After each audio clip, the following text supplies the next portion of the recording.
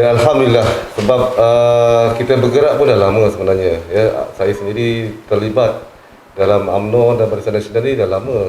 Jadi lebih kebanyakan pengundi sudah kenal, sudah tahu tentang saya. Jadi respon memang sangat positif dan dia sangat mengujakan sebenarnya. Sebab saya fikir dulu mantan Adun adalah Perdana Menteri sendiri, Tan Sri Muhyiddin. Tapi nampaknya kali ini mereka seolah-olah telah mula sayang balik pada Barisan Nasional. Ini semua kaum lah. Ada yang Melayu dah memang lah, yang Cina pun nampak mereka positif pada kita punya gerak kempen. Dan saya percaya dan sangat yakin Barisan Nasional boleh menawan kembali kerusi Gambir ini berdasarkan respon yang kita terima setakat ini. Pertamanya saya merakamkan penghargaan, terima kasih kepada di atas segala jasa yang ataupun bakti yang telah pun ditaburkan oleh Tan Sri di Gambir ini. Ada sedikit sebanyak adalah tapi pada saya cabaran itu memang besar dan pada saya ia sangat mengujakan saya. Pada ketika kita fikir kita tewas dengan majoriti yang besar 3099, tapi melihat kepada sentimen rakyat, sokongan yang ada pada hari ini, cabarannya adalah bagaimana kita nak meyakinkan mereka bahawa BN ini adalah parti yang sebenarnya boleh mendapat kepercayaan dan kita panggil sebagai sebuah parti yang boleh membawa kestabilan dan memulihkan kembali keadaan negeri kita pada. Saya tidak mahu bercerita tentang buruk orang lain, tapi dengan pengalaman dan sebuah parti yang berjasa selama 60 tahun, Barisan Nasional ini memang sudah terbukti mempunyai track record yang baik untuk memimpin dan mentadbir. Itu yang paling penting. Dengan gabungan kepimpinan yang berpengalaman dan tenaga baru yang dikemukakan pada hari ini, saya jelas sangat yakin ianya mampu untuk membawa kestabilan politik dan seterusnya memulihkan kembali ekonomi kita. Dan akhirnya yang paling penting adalah bagaimana kita ingin mengedepikan soal bicara politik sepanjang masa. Rakyat dah muak sebenarnya, tuan. Rakyat sudah muak dan rakyat fikir apa pun yang berlaku di peringkat politik ini, mereka still bangun pagi tetap nak kena cari makan. Jadi bagaimana kita boleh memfokuskan kepada keperluan rakyat itu sendiri, kebajikan dan pemilihan rakyat. Kalau kita lihat ya, anak-anak muda juga melihat banyak juga infrastruktur untuk mereka itu tidak terbela. Padang besar yang rosak contohnya, dan tiada padang awam yang boleh kita gunakan di Bukit Gambir ini. Dulu dah pun diluluskan tetapi dibatalkan oleh Kerajaan Pakatan Harapan. Itu adalah keperluan mereka dan bagaimana kita boleh melihat itu sebagai satu isu yang boleh kita perjuangkan nanti.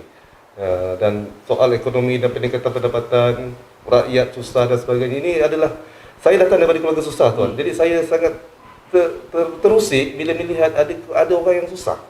Saya ni memang walaupun mungkin saya ni tidak terlalu mesra mungkin katanya, tetapi saya sangat terusik kalau melihat orang susah dan saya kena pergi cari jalan untuk bantu mereka. Itu yang saya fikir. Untuk rakyat di Gambir ini, kami tidak memerlukan sebuah stadium yang besar pun. Cukup untuk anak-anak beriadah dan bermain.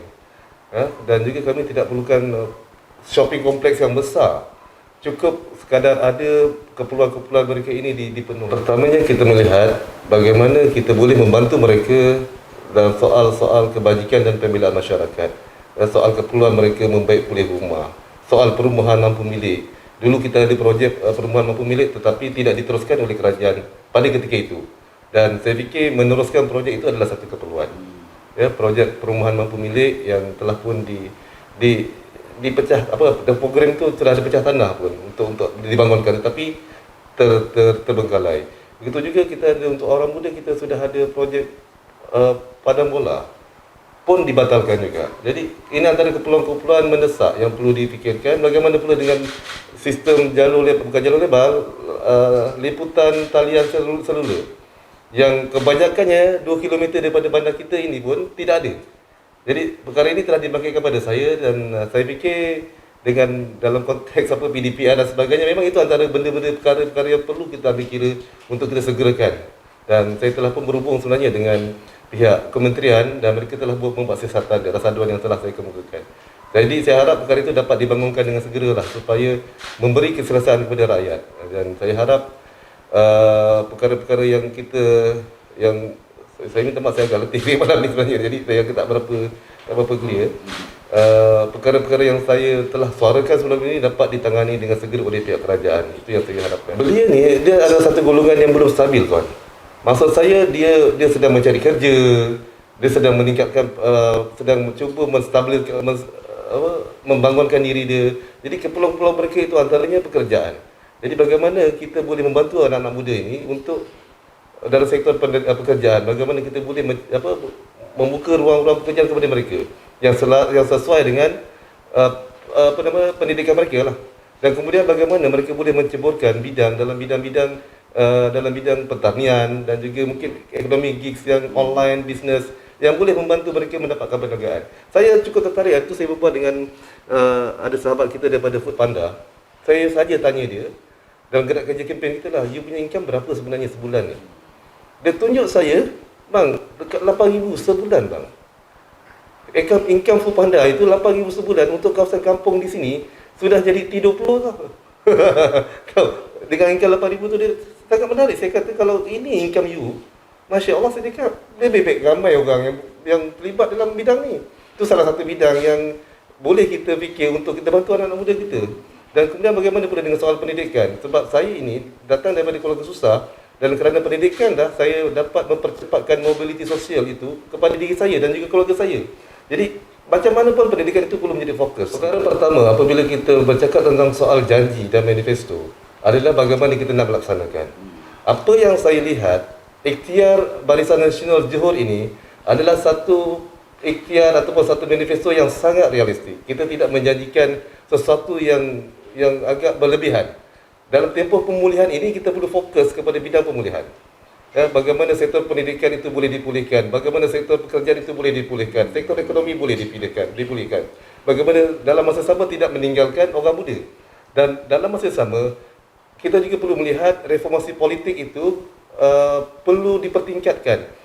Bagaimana kerajaan ingin menubuhkan akademi JCS, mendidik dan mengajar JCS kita ni, kita pegawai-pegawai kerajaan negeri ni, supaya dapat mereka mempertingkatkan kecekapan mereka. Jadi ini untuk mengembalikan kepercayaan rakyat kepada bahawa kerajaan ini begitu serius dalam menyelesaikan isu mereka.